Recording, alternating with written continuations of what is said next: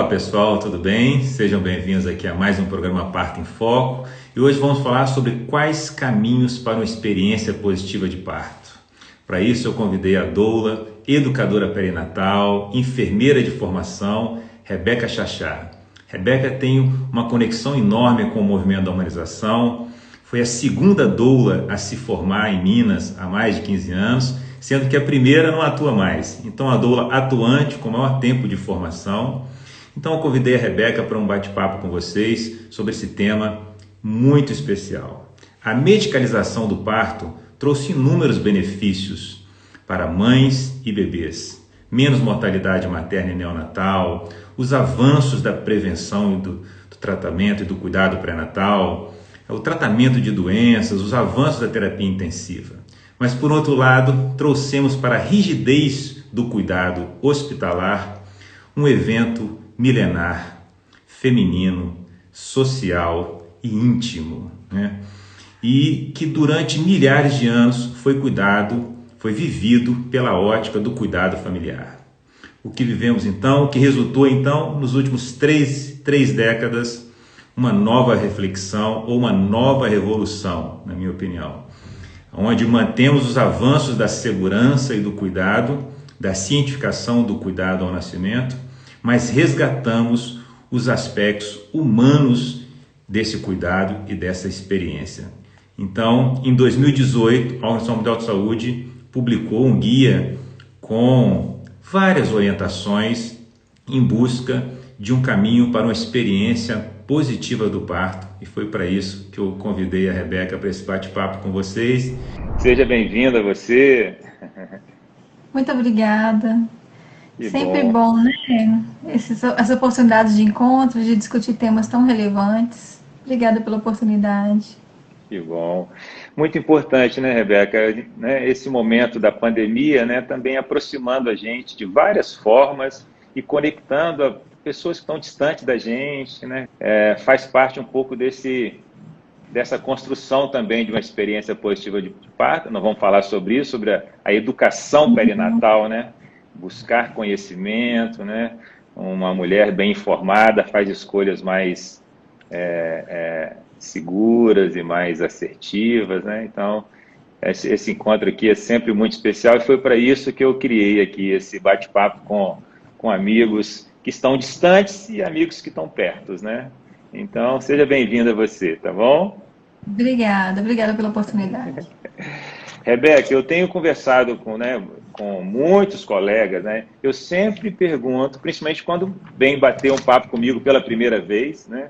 Como você aqui no Parto em Foco, para contar um pouquinho, bem rapidamente, assim, como a humanização chegou até você, né? Acho que essas histórias, elas são muito emblemáticas, assim, para ambientar a nossa conversa, assim, né?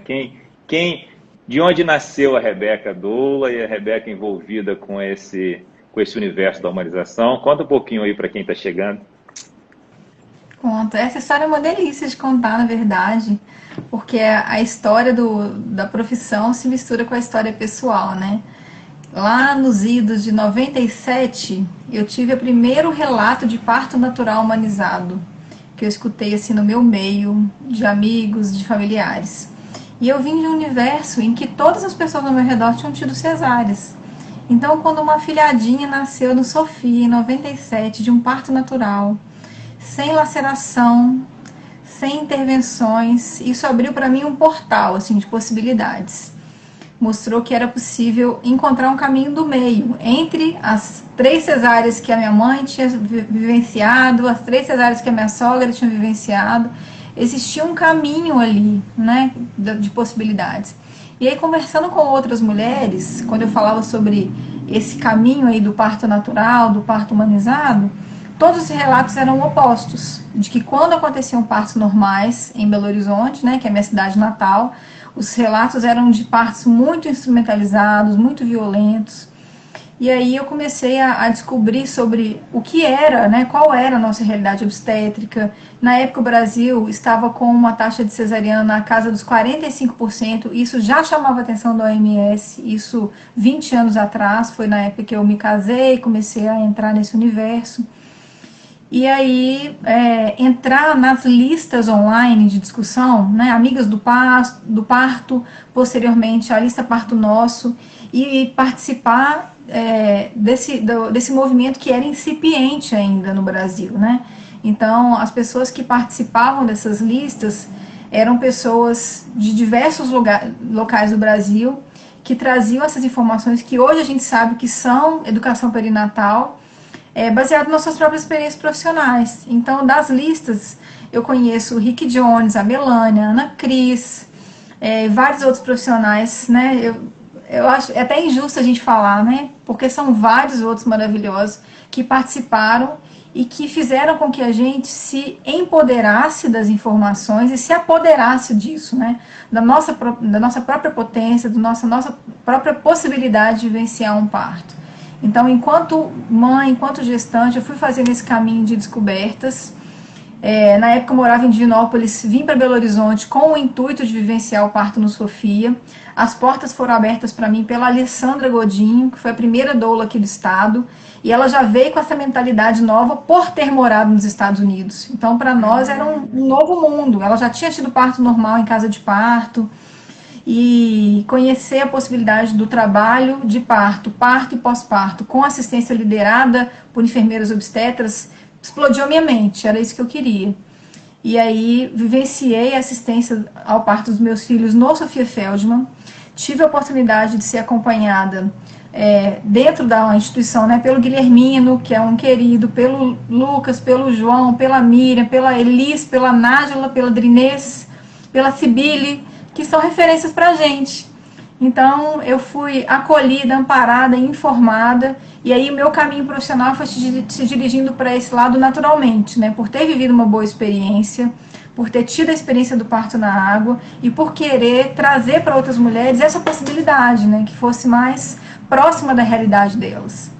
E isso aqui, ao longo desses últimos anos, eu tenho visto assim com muita alegria, muita satisfação esse caminho se abrindo aqui em Belo Horizonte.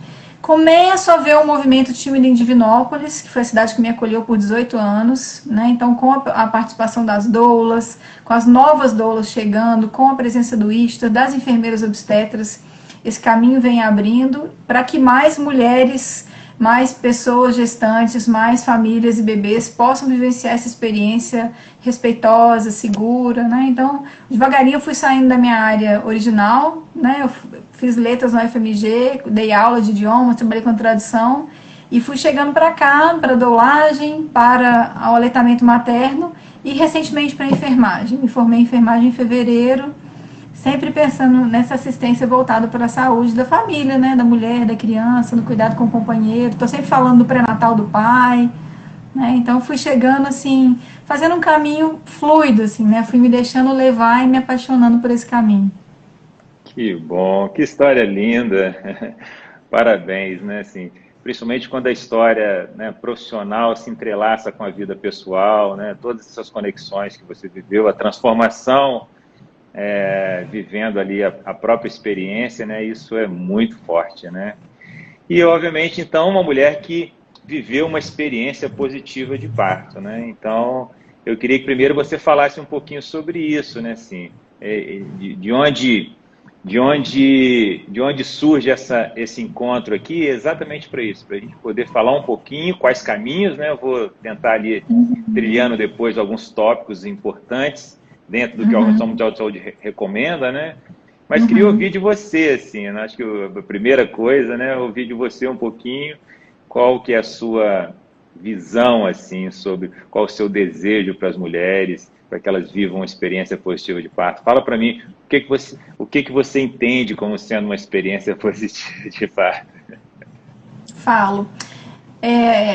Primeiro, pensar o seguinte, que o parto não é só sobre trazer bebês ao mundo, né? Já tem uma antropóloga americana, né, a Barbara Katz-Ruhlman, que fala isso pra gente, né? A gente tem a ideia de que o parto é para fortalecer mulheres, para que elas se sintam capazes, plenas, potentes. Então, a visão holística do parto é um primeiro caminho para a gente buscar uma experiência positiva de parto. Entender que o parto não é só um evento biológico, não é só a saída do corpo do bebê, de um feto vivo, viável, e cuja mãe sobrevive a esse processo. Então, o parto nos atravessa em várias dimensões. A gente vai vivenciá-lo fisicamente, com toda a sua potência fisiológica, anatômica, né? A gente sabe que a gente precisa se abrir, dilatar, o bebê precisa descer, encaixar, girar, fazer toda essa travessia, mas a gente precisa de uma dimensão maior para isso, né? Um autoencorajamento, uma determinação, um fortalecimento, porque o parto ele vai se apresentar para a gente como um portal para as atividades maternas, né? De toda a parentalidade que vem a seguir. Então, quanto mais a gente se fortalece para vivenciar o parto, ainda que um desfecho indesejado possa vir a acontecer, esse fortalecimento se incorpora a gente, né? Ele passa a ser parte da nossa personalidade, do nosso exercício materno. Então, para termos uma experiência positiva, é importante que nós tenhamos ao nosso redor cuidadores atentos a essas dimensões do parto. Então, o tempo ele se torna relativo, ele precisa ser individualizado. A gente precisa ter pessoas que entendam que se a gente tem 80%, 90% de chance de vivenciar um parto fisiológico, nós precisamos desse apoio para que se desenrole dessa forma, né? Oferecendo as tecnologias certas na hora certa. O suporte contínuo, né, foi uma coisa que eu tive o tempo todo e, de acordo, inclusive, com a AMS, ele pode ser prestado tanto pelo companheiro ou companheira daquela pessoa gestante, quanto por uma doula, por uma enfermeira obstetra. Então, tem um papel de presença contínua que vai trazer um outro aspecto, uma outra dimensão do parto, que é emocional, né, que vai trazer uma sensação de segurança, de confiança, de determinação, um encorajamento para esse apoio emocional, né, se desenrolar ao longo do processo de trabalho de parto. Então, ampliar a visão, ampliar os cuidadores, não ter um cuidador exclusivo, né, um cuidador médico exclusivo, ter a presença da enfermeira obstetra, que foi o que eu tive nas minhas 2 experiências, né, ao longo do trabalho de parto, todo o monitoramento ter sido realizado por enfermeira obstetra, com métodos, inclusive, não farmacológicos de suporte, né, à dor, à pressão, a todas as sensações do parto. A ambiência ser conhecida, eu tive a oportunidade de visitar a instituição antes, conhecer qual era a política daquele local de trabalho e saber que o modelo de assistência liderado por enfermeira obstetra era o que eu queria para mim, que era a tecnologia mais apropriada para uma gestação de risco habitual, num ambiente, inclusive, que foi escolhido por mim, que não era um ambiente exclusivamente hospitalar. Eu escolhi uma casa de parto peri-hospitalar, né, que era próxima ao hospital, de modo que eu pudesse ter uma sala com esses recursos ambientais, de privacidade, de troca de comunicação efetiva, de discussão, né, do meu caso, né, qual que era a minha história. Vamos individualizar o tempo de assistência, as intervenções que poderiam ser feitas, qual que era o meu desejo, né, então poder ser ouvida e poder ter essa flexibilidade de negociar, né, o que eu gostaria com o que era necessário, né, em alguns momentos essa troca e essa parceria se fez presente de forma extremamente necessária e bem-vinda. Então, eu acredito que parte da minha experiência positiva tem a ver com esses aspectos, né? Essas dimensões, a compreensão dessas dimensões, o ambiente, a política institucional, a individualização do tempo, né? A equipe multidisciplinar, conhecimento sobre os métodos não farmacológicos de alívio da dor e das demais sensações do parto, né? Então, o suporte contínuo, né? No meu segundo parto, eu tive a oportunidade de ter uma doula comigo desde o momento que a bolsa rompeu, sem contrações, até algumas horas depois do parto. Então, esses são alguns fatores que contribuíram para mim e que eu já sabia que eram recomendações do OMS, porque a minha primeira experiência foi em 2003 e desde 1996 a gente já tinha um manual, né, uma orientação da OMS com práticas que eram consideradas adequadas, inadequadas e algumas ainda duvidosas, ainda sem evidências suficientes. E hoje, né, a gente já tem material mais recente, 2018, que além de reforçar o que a gente já sabia e de esclarecer o que era duvidoso, ainda trouxe mais informação, né? Então deu um norte para a gente continuar no caminho certo. Exatamente. Mas eu acho que o que você disse sobre o entendimento de que o parto é muito mais do que só um bebê saindo, né? Assim, um bebê em boas condições saindo, que o parto tem uma conexão com um rito de passagem da vida das mulheres, de transformação, de fortalecimento, né? O parto bem vivido é para ser uma experiência transformadora do ponto de vista positivo para a mulher, né? Agora, a gente não pode tapar o sol com a peneira. Nós vivemos num país onde 80% das mulheres no setor privado têm cesarianas e no setor público um número enorme de mulheres vivendo experiências negativas do parto, né? Então, essa questão é central, né? Essa discussão, né? De um resgate de uma experiência positiva, porque o que a gente tem vivido no Brasil precisa de passar por modificações, né? Eu acho que é importantíssimo isso, essa coisa da mulher como centro da atenção, né? Tudo isso que você descreveu no seu cuidado, a participação ativa nas decisões, né? Então, tudo vem se associar a questões que nós falamos muito aqui nesses encontros, né? Muito bom. Eu dividi aqui, Rebeca, então, pegando lá, esse guia da Organização Mundial de Saúde, ele contempla 54 orientações, né? Importantes. Eu separei aqui 10. Vamos tentar falar sobre 10 e depois eu vou abrir para você colocar mais algumas. Eu separei algumas minhas aqui, algumas dicas minhas, e você falar também das suas, tá? Eu separei aqui, Rebeca, você falou isso, e um ponto sobre a maneira de cuidar, o cuidado, né? Vamos centrar nisso aqui, nesse tópico aqui, a importância para uma experiência positiva de parto, de quem está vivendo, né? Você viveu isso, de você ser cuidada com atenção e respeito, né? Então, assim, o primeiro tópico, atenção e respeito com aquela mulher e com aquela família que está vivendo essa experiência. Fala um pouquinho sobre isso, a sua visão de como isso é importante. Acho que a própria maneira como a gente está, a escolha vernacular já está mostrando para a gente a diferença, né? Olha só, quando a gente pensa em pré-natal, muitas vezes a gente fala assim, eu vou fazer o pré-natal daquela mulher, né? Então fica parecendo que o ato ativo é do profissional que está fazendo o pré-natal. E a gente tem visto que quando a gente muda a visão do cuidado, né, a visão da assistência pré-natal para uma visão de cuidado, a gente está oferecendo para ela, de uma maneira muito mais ativa e muito mais empoderadora, isso que a gente já vem falando na saúde, que é o empoderamento em saúde. Então, trazer para a pessoa, para a sua família, para a sua rede, uma ampliação de cuidado que não inclui só fazer medidas antropométricas, medir barriga, pesar a mulher, solicitar exames, às vezes até fazer exames de toque, que não tem evidências de alteração no desfecho durante o pré-natal, né? Às vezes tem exames de toque repetidos, isso às vezes não vai ser preditor ou não vai fazer diferença em relação ao parto prematuro, por exemplo, né? Pelo contrário, pode gerar mais ansiedade, mais estresse, aumentar outros riscos, né? Então, se a gente transforma isso de uma visão ativa para uma visão de cuidado, de empoderamento e de uma oportunidade de encontro, para ser uma orientação sobre a sua saúde de uma maneira global, a troca, a orientação e uma oportunidade de realizar a educação perinatal, cada encontro de pré-natal se torna uma oportunidade de ampliar a visão que a pessoa tem sobre o parto. Inclusive essa visão cultural, né, que é trazida enviesada.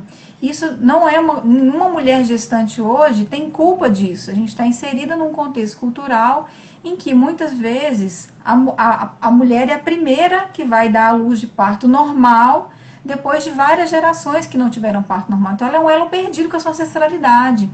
Então buscar essa nova forma de cuidado que amplie as possibilidades, que oriente, que eduque, que empodere, né? Assim, o empoderamento não vem de fora, mas ele permite isso, né? Ele permite que a pessoa tenha essa troca e esse fortalecimento para vivenciar a sua própria experiência, né? É, muito, muito importante. Então, eu separei esse tópico, eu acho ele, assim, central, fundamental, assim, nessa mudança do paradigma de quem está cuidando dessas famílias, entendeu? Então, quem está envolvido com cuidado, aqui vai um recado aqui para médicos, enfermeiros, anestesistas, doulas, todas as pessoas que trabalham em maternidade, né, ou que trabalham nesse ciclo de cuidado da gravidez, parto e pós-parto, né, a importância de um cuidado que seja atencioso e respeitoso, né? Então, isso é fundamental. no momento do parto, isso tem um peso ainda maior, né? Imagina, vivendo essa experiência e está sendo ali cuidado sobre uma ótica de respeito e cuidado, né? Então, assim, E hoje a gente continua, né, vivendo no Brasil situações. Eu já atendi uma mulher grávida de segundo filho, né, contando a experiência do primeiro parto alguns anos atrás, né? Ela descreve assim como ela se sentiu naquele cuidado, né? Ela não se sentiu cuidada, ela se sentiu desrespeitada, né? Então acho que esse primeiro ponto é um ponto importantíssimo. Você falou muito bem. Eu acho que é um primeiro grande recado, né? Buscar um cuidado que seja respeitoso, né? eu vou até complementar dizendo que é o seguinte, que a partir do momento que esse cuidado é respeitoso, que ele mantém a confidencialidade, a privacidade e que ele tem um caráter informativo, você consegue fazer, inclusive, uma parceria no sentido das escolhas informadas, porque não existe você compartilhar responsabilidades com a pessoa se você não tem a possibilidade de trazer informações para que a sua gestante, para a sua cliente, que a sua, né, a pessoa que é o foco do seu cuidado, faça escolhas. Então, né, esses aspectos, né, do respeito, confidencialidade, privacidade e informação são fundamentais para chegar nessa parceria de troca para escolhas informadas, né? Perfeito. O segundo ponto que eu separei aqui para você falar para a gente um pouquinho, de forma, né, isso aqui, eu acho que cada tópico desse dá uma live, tá bom, Rebeca? Eu posso te convidar para cada tópico desse uma live de 1 hora. É sobre a importância durante, focando um pouco mais assim na experiência do parto em si, né? Assim, estamos vivendo aqui então o parto, o apoio emocional de uma acompanhante, de um familiar, né? Do esposo, da companheira, do companheiro, né? Ou um cuidado contínuo emocional por uma doula, né? Eu queria que você falasse um pouquinho assim, como você vê isso, o tamanho do impacto disso. Vou até puxar aí para um estudo antigo. Já foram feitos estudos mostrando a diferença de ter uma pessoa simplesmente dando a mão para a mulher no trabalho de parto versus a mulher passar o trabalho de parto sozinha. Então, se ela tem companhia, se ela tem apoio emocional, simplesmente encorajando, falando para ela que ela está indo bem, se possível fazendo um apoio físico também, né, mudando de posição, fazendo massagens, ela tem redução na duração do trabalho de parto, ela tem menos intervenções, a própria mobilidade durante o trabalho de parto vai ajudar a isso, e às vezes a outra pessoa vai trazer essa possibilidade para ela. Mais hidratação, uma alimentação, às vezes, alimentos leves durante o trabalho de parto. Com isso, ela pode ter menos necessidade, né, com esse conjunto, né, de suporte físico e emocional, menos necessidade de corrigir a dinâmica do trabalho de parto com ocitocina, por exemplo. Ela pode ter menos demanda por analgesia e com menos intervenções nesse sentido, ela pode ter menos uso de fósforo, então mais partos espontâneos e menos necessidade de chegar ao nascimento por cesariana. Então, quando a gente pensa em suporte contínuo, seja pelo seu acompanhante, que é uma escolha afetiva, né, uma pessoa da sua rede de confiança particular, seja o companheiro, companheira, seja a mãe, seja a irmã, de preferência que seja uma pessoa que possa também ter um treinamento para esses aspectos, né, para contribuir, mas se for uma pessoa que foi de livre escolha da mulher, da internação, né, da admissão até a alta, a sensação de bem-estar, a melhora na autoestima, os reflexos da amamentação são ganhos inegáveis, né? Todas as mulheres têm esse direito, inclusive é uma lei no Brasil, né? A lei 11.108 de abril de 2005, que toda mulher tem direito a um acompanhante de livre escolha, irrestrito, em todos os momentos durante a internação hospitalar. É muito importante você falar disso, né? Porque às vezes alguém está aqui, passa por aqui, escuta isso. Não, a importância é a importância que interfere nos resultados, na qualidade do que a mulher vai viver, das condições que esse bebê vai nascer, né? Só que no Brasil, durante as últimas décadas, o acompanhante não era uma realidade. A mulher né? Então, é importante que vocês entendam aqui, porque talvez a sua mãe ou a sua tia, ela entrou para a maternidade e o marido ficou como ficava na novela e no filme, do lado lá de fora, esperando a notícia, né? Então, vocês saberem, todas vocês, que isso é um direito e que deve ser respeitado, né? E que isso é importante porque influencia na experiência do nascimento, influencia no tempo de trabalho de parto, na percepção de dor e até em parâmetros mais técnicos, como a taxa de fórceps e cesariana. Então, não é uma estética de parto humanizado, ter um acompanhante ou alguém te oferecendo apoio emocional. Isso é ciência, entendeu? Isso é ciência, isso é comprovado que isso traz benefícios, né? Então, acho que muito bacana você falar isso, e que é um grande recado para todo mundo. Extremamente relevante, porque a gente ainda tem vários locais no Brasil que a presença do acompanhante é restrita a mulheres, é restrita ao horário diurno, noturno, né, do plantão diurno, e na pandemia esse direito tem sido cerceado em vários locais. Então, a lei é federal e ela não pode ser alterada por nenhuma portaria, por nenhum decreto. A legislação federal está acima de qualquer norma institucional, inclusive. Então, não podem falar para a mulher assim, não, aqui não entra acompanhante. Não pode, porque a instituição tem uma organização dos direitos, uma organização legal que coloca que a norma federal está acima de qualquer norma institucional. Em Belo Horizonte nós temos ainda a lei da doula, né, que é a presença permitida por lei da doula, que também é um suporte contínuo, profissional, capacitado, durante todo o momento do trabalho de parto e até mais ou menos 2 horas após o parto, com essa garantia da legislação municipal.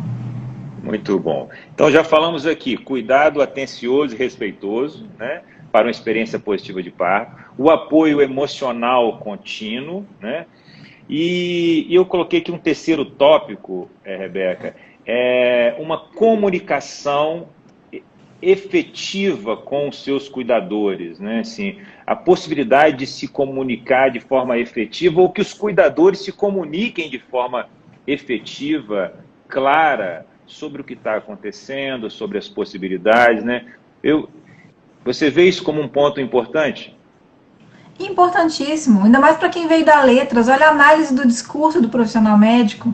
Isso é um ponto assim interessantíssimo. Veja bem, às vezes, isso a gente já entende hoje como violência obstétrica, inclusive, né?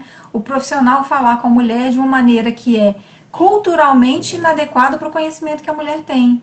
Então, falar para ela coisas que ela não compreende ou falar coisas incorretas pode dar para ela a falsa noção de que ela está correndo um risco que ela não está correndo, ou não permitir que ela faça escolhas de maneira adequada por não ter conhecimento suficiente sobre o que está acontecendo naquele momento.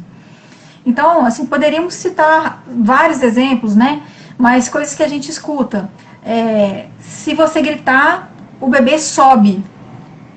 Isso é uma coisa, assim, da comunicação não adequada, que a gente poderia inverter, né? E falar para a pessoa de maneira um pouco mais adequada, relacionada ao processo fisiológico. Durante a contração, um dos papéis da contração é empurrar o bebê para que ele possa encaixar, descer, girar para nascer. A hora que o bebê chega no períneo, a força da contração faz com que o bebê se projete um pouquinho para fora, e a hora que passa a contração, ele retorna no períneo. Todo bebê vai fazer isso. Poucos bebês vão sair de uma vez.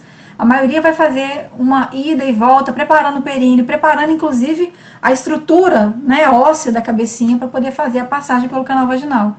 Então, você explicar para a mulher que isso que está acontecendo é normal, o bebê vai passar um pouquinho na hora da contração e quando a contração cessar ele volta, eu estou tendo uma comunicação com ela que é verdadeira, que é clara e que é efetiva.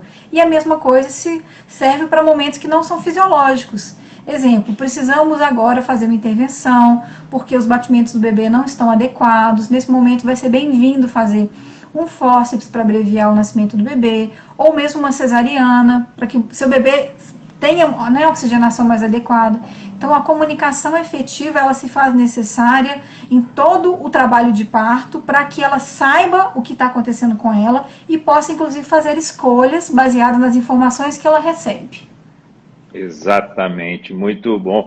Eu uso uma frase falando que os cuidadores de partos deveriam evoluir no fraseado.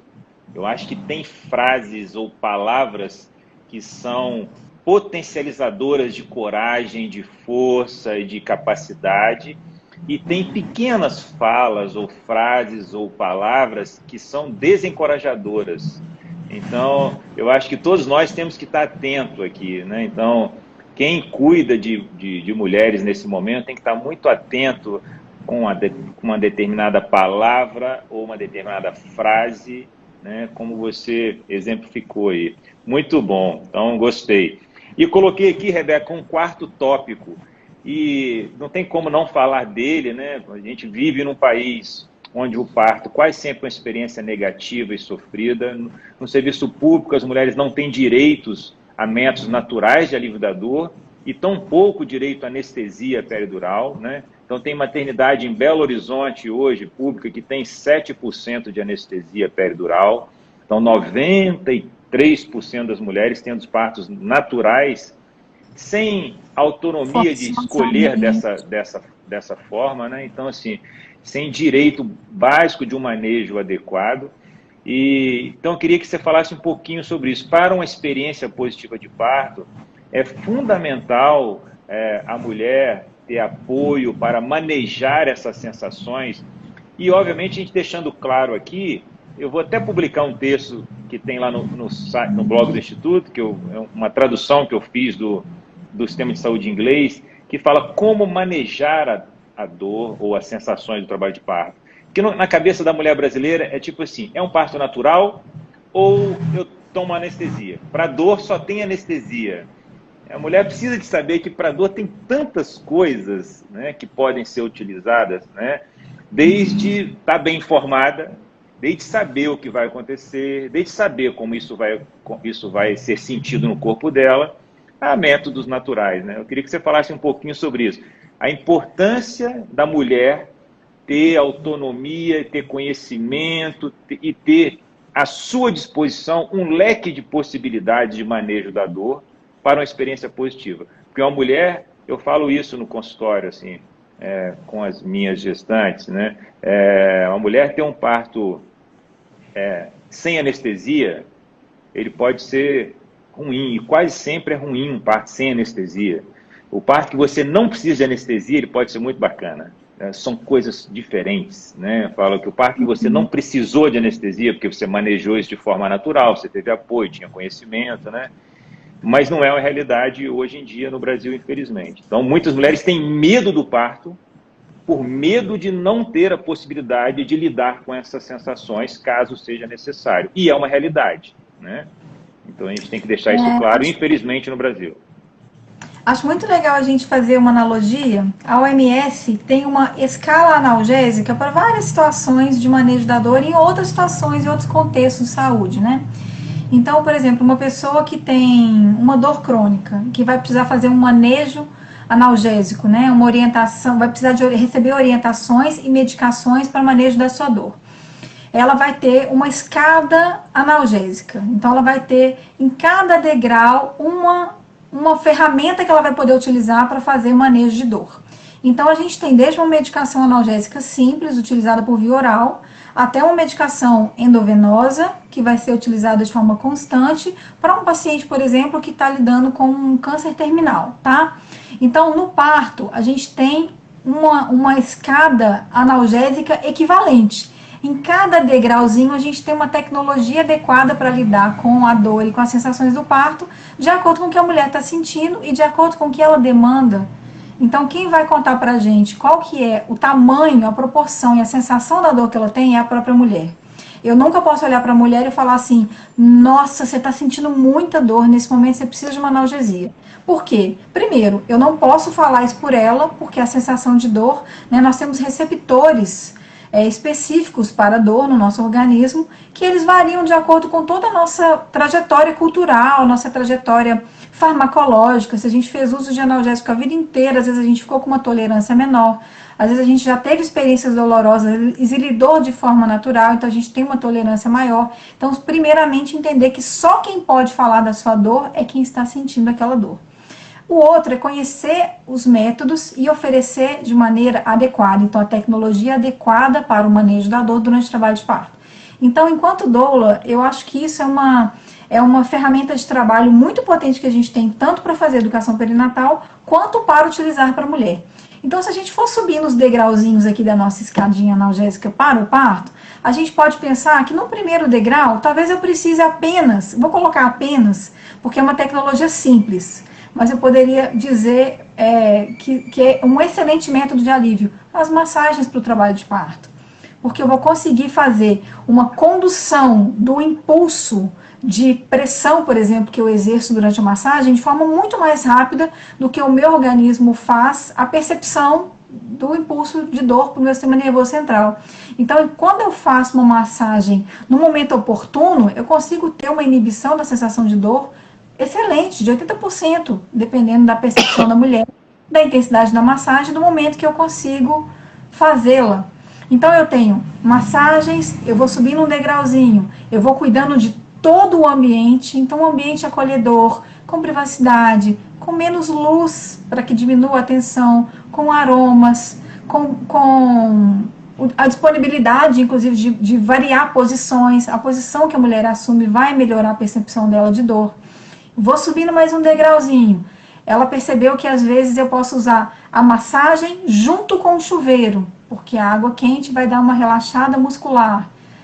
Precisou subir mais um degrauzinho, já está chegando uma fase do trabalho de parto que eu tenho uma abertura maior da pelve, o bebê está forçando mais, eu preciso de outro método. Eu posso usar a massagem, o aroma, o ambiente e a banheira como método analgésico, um método relaxante. Então, eu não pulo etapas, eu vou deixar lá para o finalzinho a possibilidade de uma analgesia, que sim, é um direito humano, o direito ao alívio da dor é um direito humano. Então, é inaceitável isso. A cidade de onde eu vim, Divinópolis, por exemplo, SUS não tem analgesia.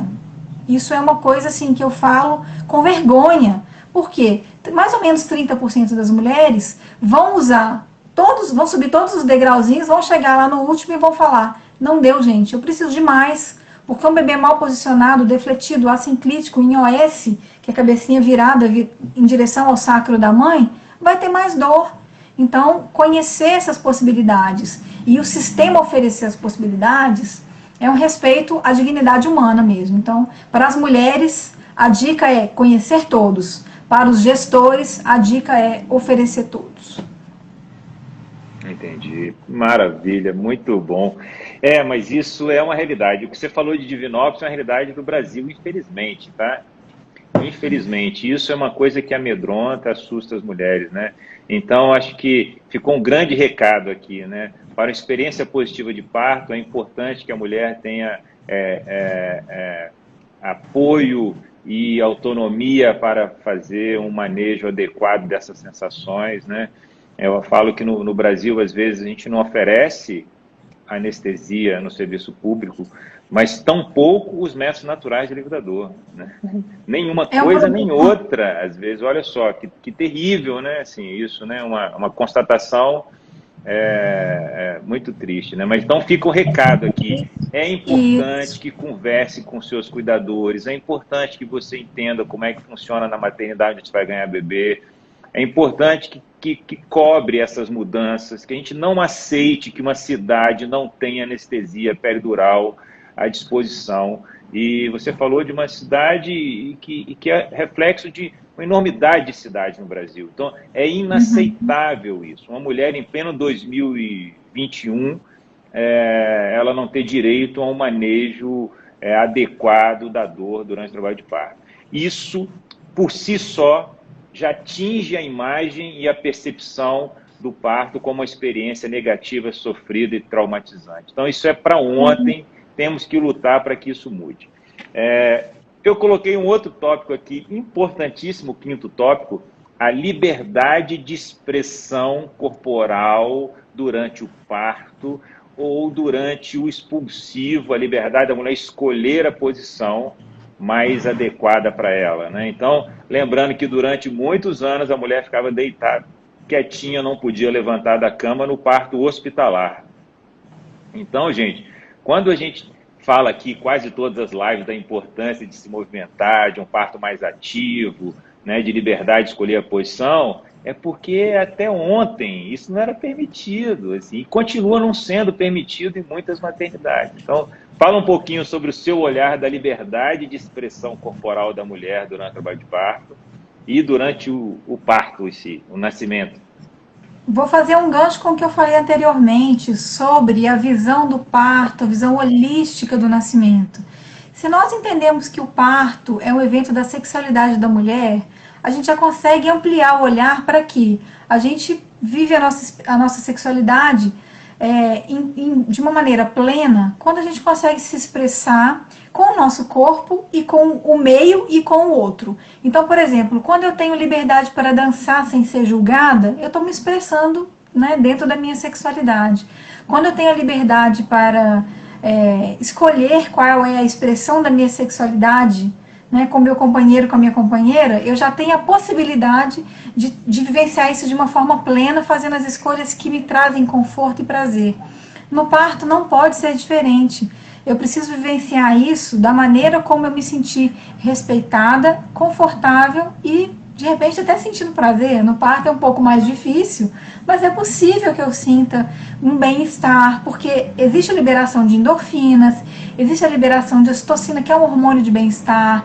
Às vezes, numa situação de um parto com liberação hormonal adequada, as mulheres vão para um estágio de consciência alterada, que a gente brinca, né, que é a partolândia. Elas viram os olhos, elas vocalizam, e escutar essa vocalização do lado de fora da cena de parto tem uma similaridade com a vocalização das relações sexuais. Então a gente não sabe se a mulher ali está concebendo um bebê ou se está parindo um bebê. Mas para isso ela tem que estar plena, ela tem que ter a possibilidade de escolher posições, de se expressar, de abrir a boca, de deixar a sua pelve, deixar o seu corpo todo flexível, com mobilidade, com liberdade e sem julgamentos, né? E eu vou até fazer um comentário curioso. Na minha graduação recente em enfermagem, um dos livros que foi recomendado para a leitura da obstetrícia foi o Resende, né, que é um livro que é referência em obstetrícia no Brasil até hoje, é editado há mais de 50 anos. E a edição de 2018 fala que durante o trabalho de parto, a mulher deve e pode ficar fora do leito. Mas no expulsivo, não inventemos moda. A melhor posição é a posição litotômica, em que a mulher fica deitada com as pernas abertas para que o prestador de serviços possa fazer o parto de maneira mais adequada. E cada dia a gente estuda mais sobre fisiologia e percebe que essa não é a posição fisiológica, que a mulher vai escolher a posição de acordo com a posição do bebê, o tamanho do bebê, como traz mais conforto, como que ela sente menos dor, como que ela sente mais a vontade de empurrar, de fazer força, né? A força que a gente sente ao expulsar o bebê, naquele puxo involuntário do final do trabalho de parto, ela pode chegar a 4 vezes o peso do bebê.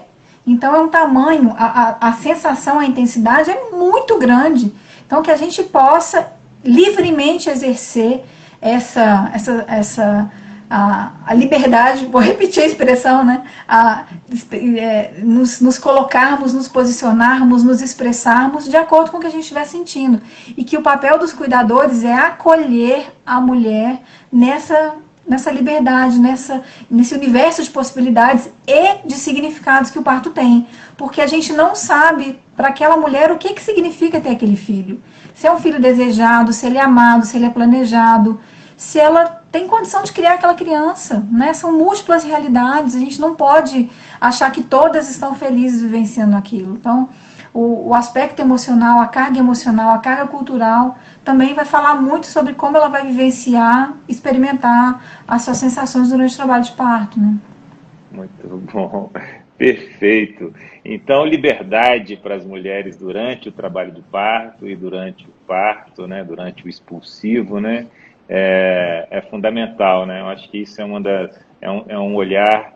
Então, fica aqui uma grande dica. Então, converse com o seu cuidador, procure saber na maternidade onde você vai ter bebê, se tem um espaço para que você possa andar, para que você possa caminhar, durante o nascimento do bebê, propriamente dito, se é possível, né, você utilizar posições mais verticais ou posições mais livres, né? Então é uma grande dica. Outra coisa, Rebeca, que eu queria, anotei aqui, então, mais uma, é ingestão de líquidos e alguns alimentos e o jejum durante o trabalho de parto. Então, eu acho que é importante também, porque, gente, vocês estão percebendo, são pequenos, grandes detalhes que, reunido, compõem uma experiência mais saudável, mais positiva, mais fortalecedora, né? Então, começa a fazer esse desenho dessa experiência, né? Então, ficar em jejum ou não poder beber água, não poder se alimentar de determinados alimentos e tal. Fala um pouquinho sobre isso, assim, pelo prisma de uma experiência mais positiva do parto. Quero convidar as pessoas que estão assistindo a pensar o seguinte: trabalho de parto é um trabalho, né? Então a gente tem essa dedicação, a gente tem esse envolvimento com o processo que ele é exaustivo.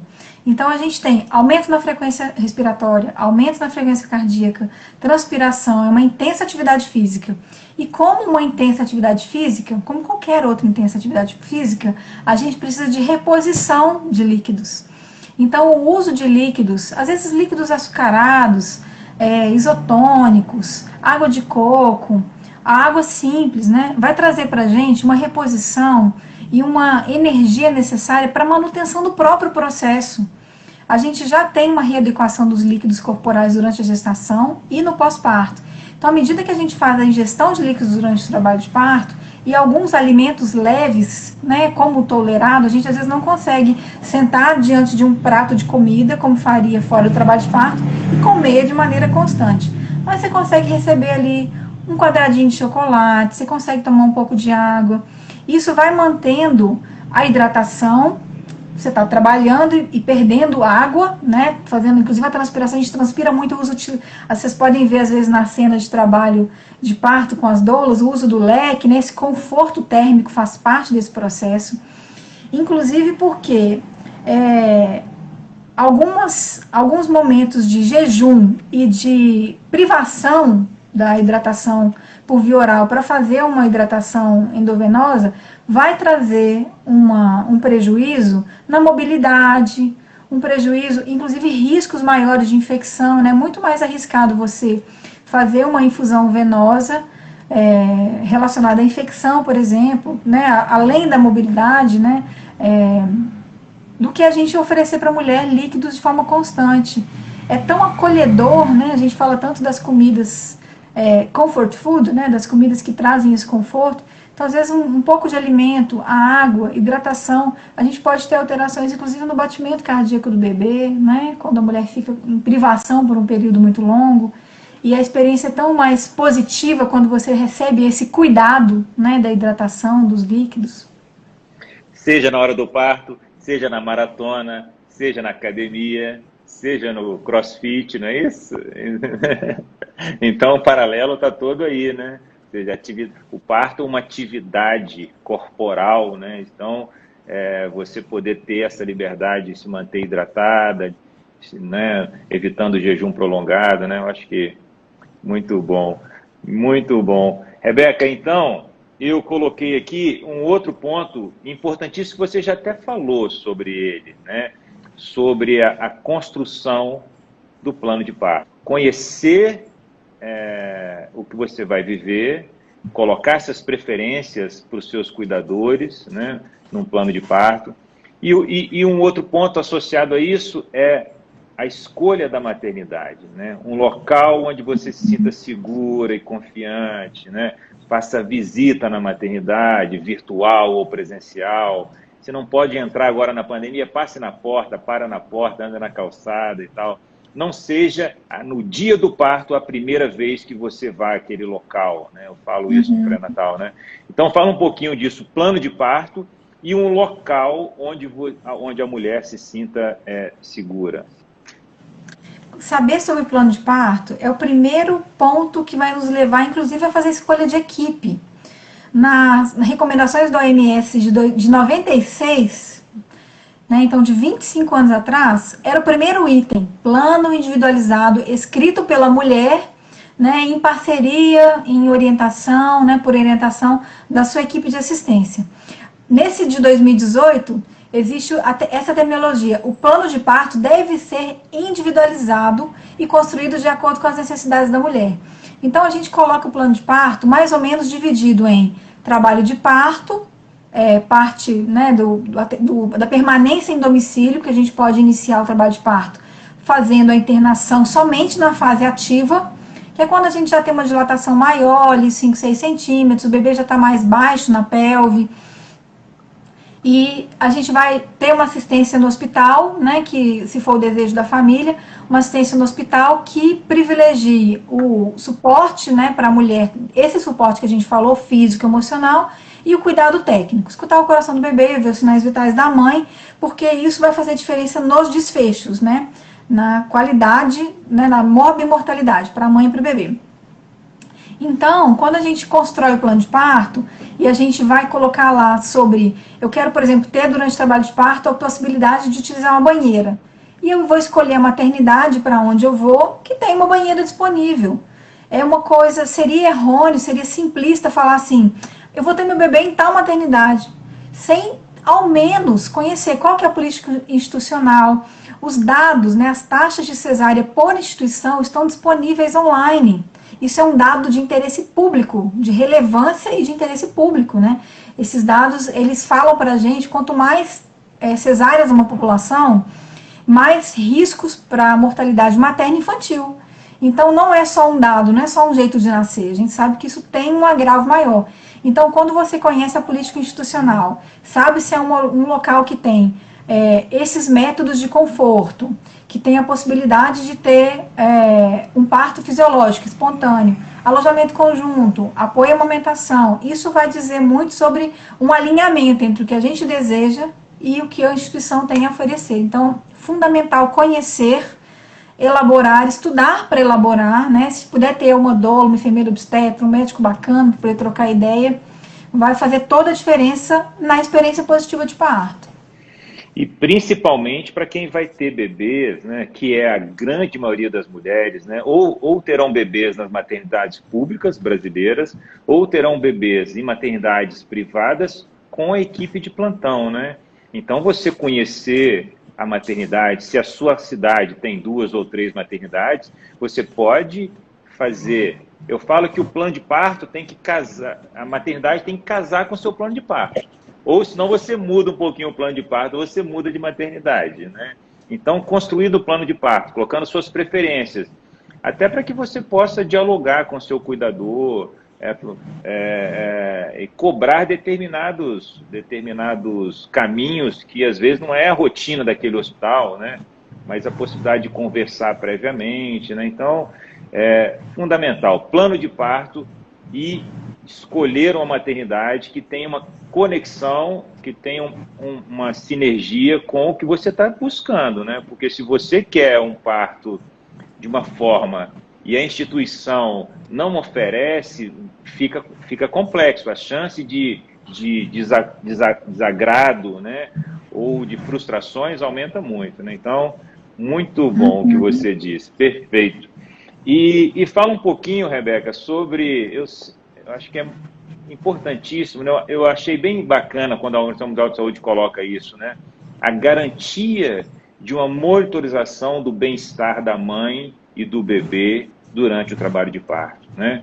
Então, assim, é fundamental que as mulheres entendam e saibam disso, né? Que é muito importante tudo isso que a gente está falando aqui, mas a garantia de que o bem-estar físico e o bem-estar também do bebê vai ser monitorado de forma adequada, sem excessos, mas sem falhas. né? O Brasil, para mim, falha nas duas pontas. Às vezes nós vivemos o excesso de intervenção, né? E às vezes a falha da intervenção ou da monitorização ou do cuidado, né? Então, queria que você falasse um pouquinho assim, como é importante para a mulher viver uma experiência positiva de parto, ela ter essa garantia que o meu bem-estar e o bem-estar do meu bebê vai estar sendo monitorado de forma contínua e adequada.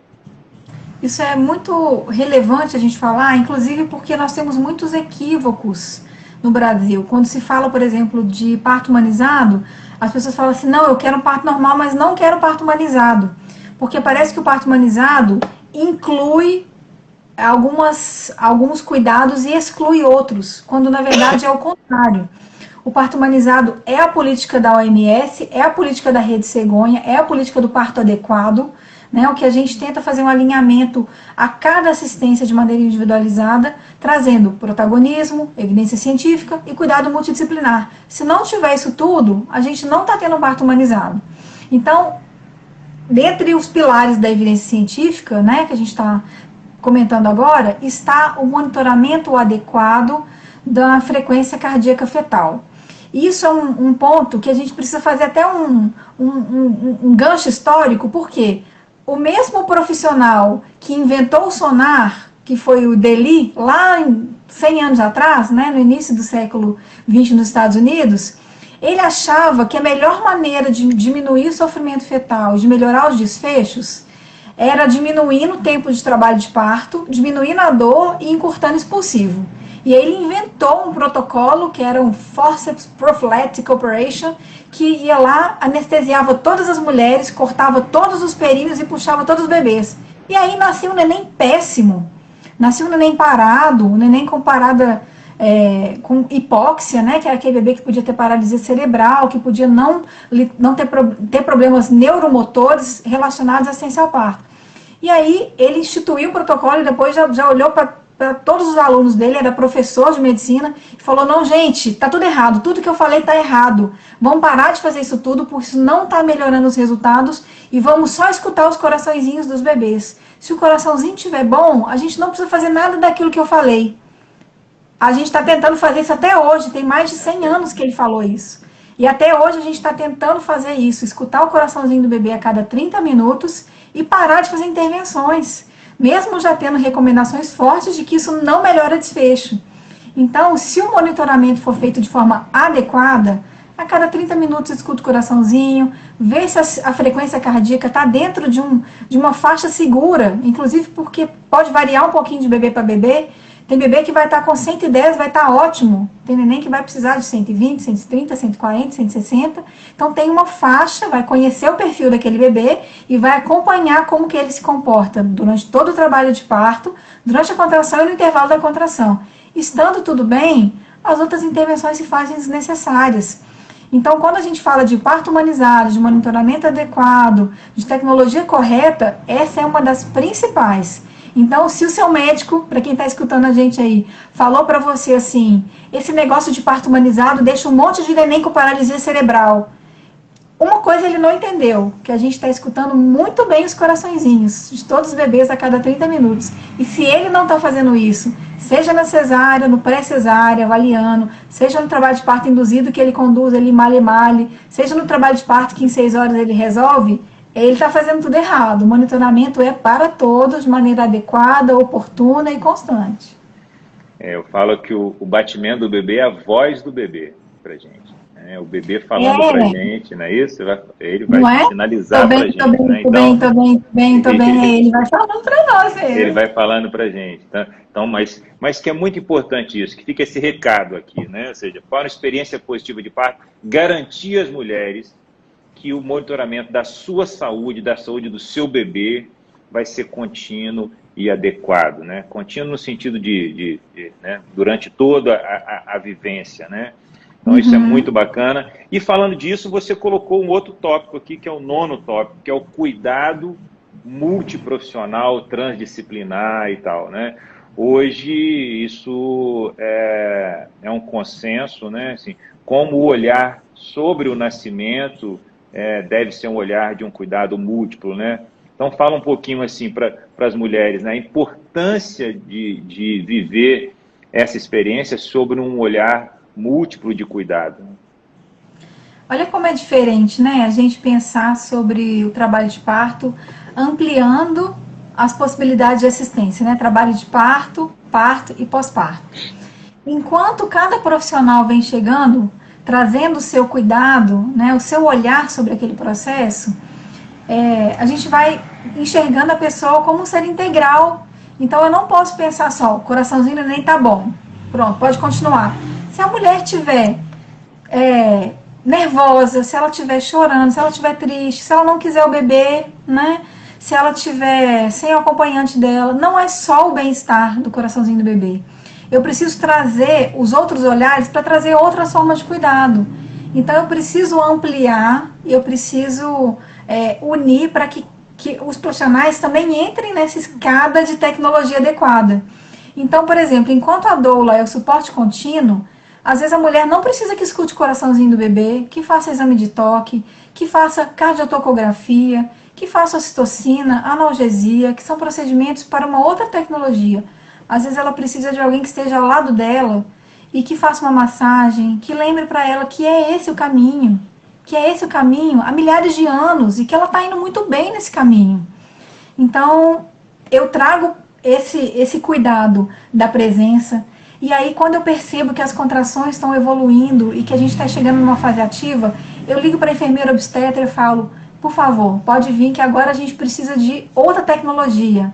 Além da tecnologia leve da presença, eu preciso de um caminho do meio ali. Eu preciso de um sonar, eu preciso de um esfigmomanômetro para ver a pressão arterial, preciso ver a temperatura dela. Eu preciso de um outro olhar para a evolução do trabalho de parto, né? E aí, quando a gente está chegando próximo ao nascimento, se é o desejo da mulher, essa enfermeira pode acionar ainda o profissional médico para estar presente, muitas vezes para não ser utilizado, mas para estar presente ali, caso a tecnologia necessária seja da competência médica. E aí ele pode entrar, de repente, com outras intervenções relacionadas a uma indução, relacionadas a um alívio farmacológico da dor, a um reposicionamento invasivo do bebê com fórceps, que eu não consegui resolver às vezes com o método não invasivo, ele vai poder trazer outra tecnologia. Então, cada olhar vai completando a integralidade, não só da assistência, mas daquela pessoa em trabalho de parto, né? São visões diferentes que se complementam. Exatamente. Muito bom você falar sobre isso, né? Sobre o uso apropriado da tecnologia, né? Assim, desde a tecnologia leve, a tecnologia do cuidado humano, o uso apropriado da tecnologia médica quando é necessário, né? Então, entender que ali é uma mulher, né? Ali não é só um trabalho de parto acontecendo, né? Exatamente. Atrás daquele a gente vê muito isso, né? Vou lá no 208 colocar um miso. Não, você vai lá ver a Letícia, mãe da Fernanda, esposa do José, que está na sua 4ª gestação, ela não queria uma indução, vamos lá conversar com ela, explicar para ela o procedimento. Então, você amplia isso, né? E às vezes, eu lembro muito bem de uma aula lindíssima que o Edson, do Sofia, deu lá em Divinópolis, num simpósio que a gente deu, que a gente promoveu lá sobre assistência ao parto, e ele falou sobre isso. A doula ficou ao lado da mulher 48 horas. As enfermeiras ficaram ao lado da mulher 72 horas. Quantas evoluções a mulher teve, né, no prontuário da mulher foram feitas pela enfermagem obstétrica nessas 72 horas, que se fosse um profissional médico, não conseguiria dar o suporte para ela durante todo esse período. E a doula ficou ali, cochilando com ela, dando apoio para ela, tentando trazer alimento, encorajamento, notícia do mundo externo. Seu filhinho mais velho está bem, tá? Tem foto dele aqui. Que não é uma preocupação para o médico. Ele está preocupado se a indução está indo bem, se o coraçãozinho do bebê está respondendo bem, se não tem sinal infeccioso, né? Como é que está evoluindo esse trabalho de parto? Então, são várias tecnologias que humanizam o processo, né? Então, essa foi a equipe transdisciplinar, multiprofissional, foi o 9º tópico que eu separei aqui, e o 10º, nós já falamos dele aqui em vários momentos, né? Que é um dos pilares de uma assistência humanizada, que é a conexão com a medicina baseada em evidência científica. Então, cuidado comprovadamente eficaz ou benéfico, evitando intervenções e cuidados desnecessários ou que podem causar danos, né? Então, acho que também é muito importante para que uma mulher viva uma experiência positiva de parto, que ela tenha essa garantia de que o cuidado ou alguma intervenção seja cientificamente comprovado como tendo benefícios, né? E não malefícios, né? Você também é uma profissional que vê a medicina baseada em evidência como sendo um pilar importante, né? Com certeza. E o primeiro item do nosso código de ética humano, né, nem é médico, nem é da enfermagem, nem é do código de ética da doula. Primeiro, não faça mal, né? Primo non nocere. Então, a gente primeiramente não faz mal, né? Então, que a gente faça a beneficência e a não maleficência. Que a gente saiba que aquele cuidado que a gente está oferecendo naquele momento é o melhor cuidado disponível para aquela situação, sem pular degraus dessa escadinha de assistência, sem utilizar técnicas e experiências que não são comprovadamente eficazes e seguras para o que ela se propõe a ser. Então, não é, né, a gente tem uma pirâmide das evidências científicas e o nível mais baixo da evidência científica é a experiência do profissional. Então, eu não posso chegar para a mulher e falar para ela assim, eu vou fazer isso porque eu estou fazendo isso há 20 anos e isso funciona. Eu preciso ter estudos maiores comprovando que, além dele funcionar, ele tem uma lógica científica, ele pode ser replicado, ele pode ser utilizado em outras mulheres, né, de maneira adequada. Então, a gente usa os níveis de evidência científica de alto grau de recomendação. Então, não é a opinião do profissional, esse é um nível mais baixo, embora seja relevante, também é uma evidência, ele não deve ser utilizado primeiro. Então, a evidência mais eficiente são os grandes estudos, os estudos que são com grandes bases populacionais e que podem ser aplicados, se for um estudo, por exemplo, americano, que eu possa utilizá-lo no Brasil com os resultados similares de benefícios para aquele grupo populacional. Perfeito. Então, a evidência, ela norteia toda a nossa prática, né? Não pode ser baseado no que a gente acredita isoladamente, mas no que é de fato comprovado e seguro para ser utilizado. Na abertura eu falei sobre isso, Rebeca, né, que durante milhares de anos as mulheres viviam esse cuidado sobre a ótica de um cuidado familiar, né, doméstico, né.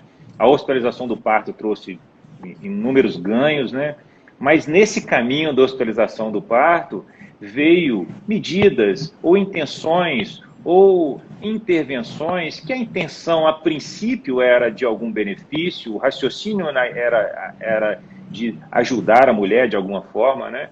E que com o passar do tempo, principalmente depois que a medicina passou a ser mais científica e menos intuitiva, menos da experiência daquele profissional, a medicina hoje, gente, ela é mais analítica, né? Nas suas grandes decisões, né? Então, vai tomar uma decisão, que essa decisão possa ter sido avaliada previamente. Nós estamos vivendo aí a pandemia que, né, colocou tantas pessoas falando tantas coisas sobre determinadas condutas. Calma, a medicina é uma ciência e cada vez mais sendo avaliada por uma ótica mais, eu falo da matemática, né? Então, calma, né? Principalmente quando nós nos metemos a trazer um evento milenar, feminino, íntimo, social, familiar, para dentro da rigidez hospitalar, dos protocolos e das regras e da frieza do cuidado hospitalar. Pô, a gente tem que fazer isso com muito cuidado, com muito respeito e com muita comprovação de que o que estamos fazendo é realmente efetivo e necessário, porque a espécie humana chegou aqui se reproduzindo de forma natural durante milhares de anos. Então, eu falo que é muito importante esse respeito da ciência para esse evento que é natural, né? Então, Rebeca, eu queria fazer aqui, olha só que legal, eu pensei em fazer isso quando eu estava anotando aqui esses 10 tópicos. Então, vamos imaginar, nós falamos aqui sobre diversos pontos para uma experiência positiva de parto, mas olha como fica bem lógico. Imagina você, mulher, grávida, em busca de uma experiência positiva para o seu parto, né? Para esse momento da sua vida.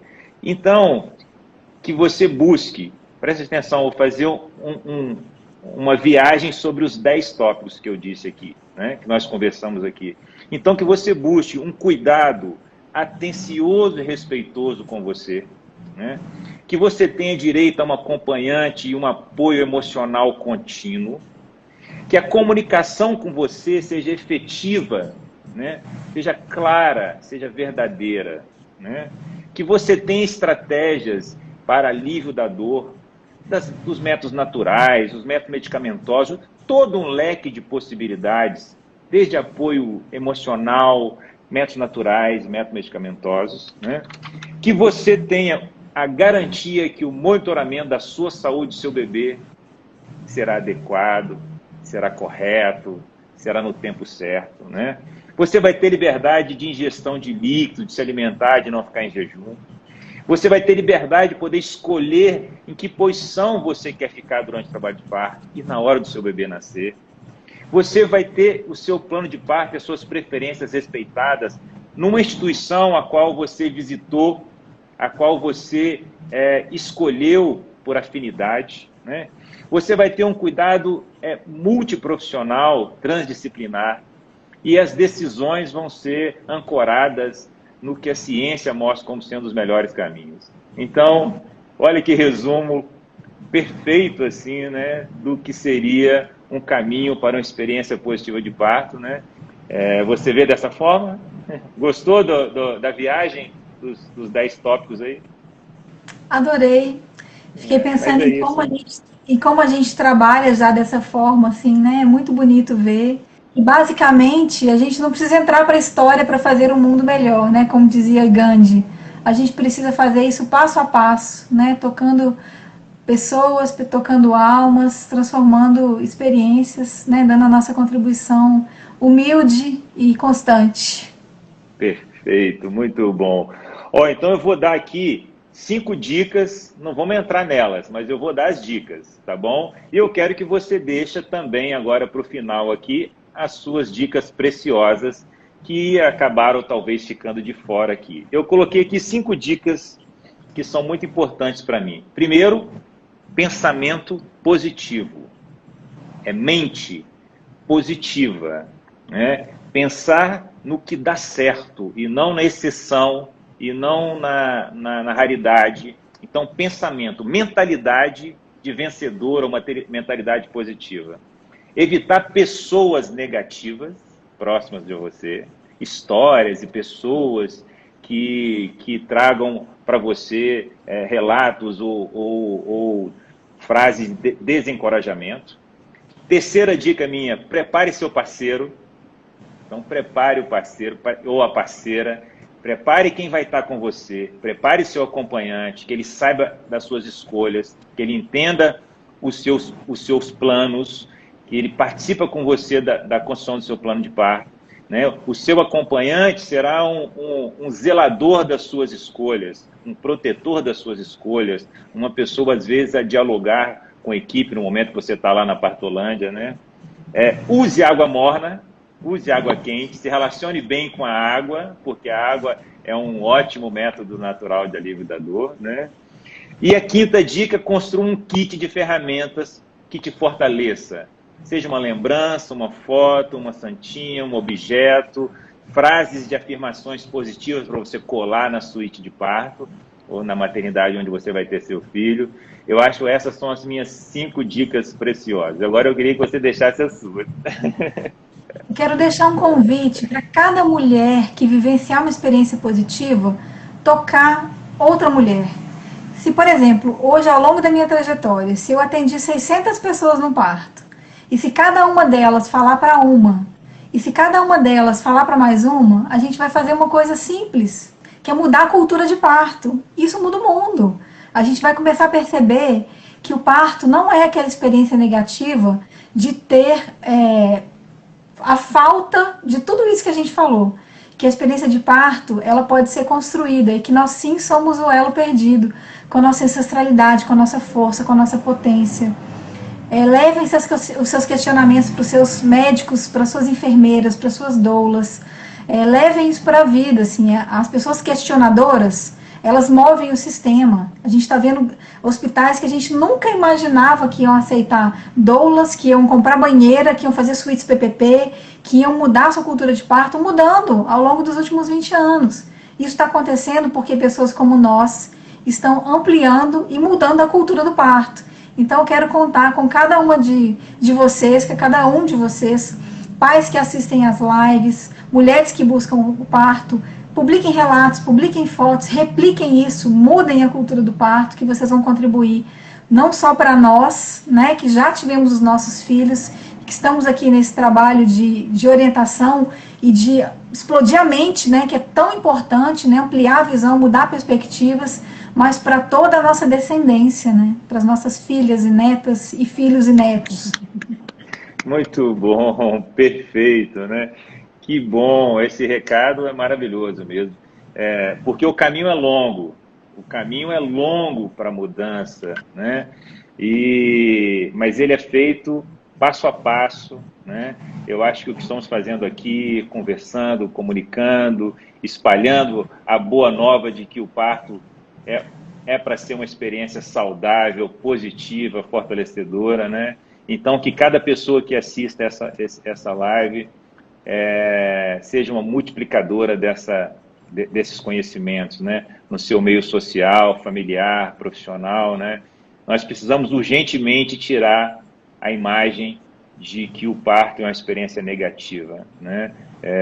Isso foi construído nas últimas décadas e vamos demorar algumas décadas para que todas as mulheres brasileiras tenham experiências saudáveis, positivas, com autonomia desse evento tão importante, né?